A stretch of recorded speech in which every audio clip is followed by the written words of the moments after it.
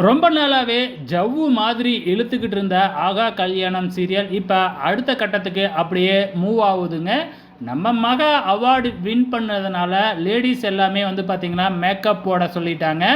ஆண்கள் தான் இன்றைக்கி சமைச்சிருக்கிறாங்க. அதுலேயும் நம்ம மகாவோட உதவியால் நம்ம சூர்யா பயங்கரமாக சமைச்சு சும்மா அசத்துன்னு அசத்திட்டாரு.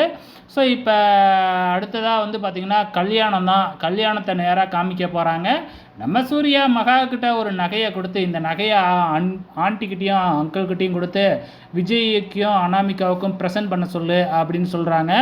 இல்லை இந்த நகையை கொடுத்தா தெரியும், எங்கள் குடும்பத்தோட கெப்பாசிட்டி என்ன அப்படிங்கிறது இங்கே இருக்கிறவங்களுக்கே தெரியும். இந்த டைமில் இந்த நகையை கொண்டு போய் கொடுத்தா எல்லாருக்குமே சந்தேகம் வராதா அப்படின்னால அந்த நகையை நம்ம மகா வாங்கவே இல்லை.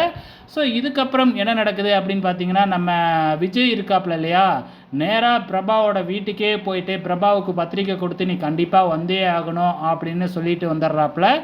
இப்போ விடிஞ்சதுக்கு அப்புறம் அப்படியே கரெக்டாக வந்து நம்ம கல்யாண மண்டபத்தை தான் காமிக்கிறாங்க. ஸோ எல்லாம் கல்யாணத்துக்காக எல்லாருமே காரில் வந்து இறங்குறாங்க.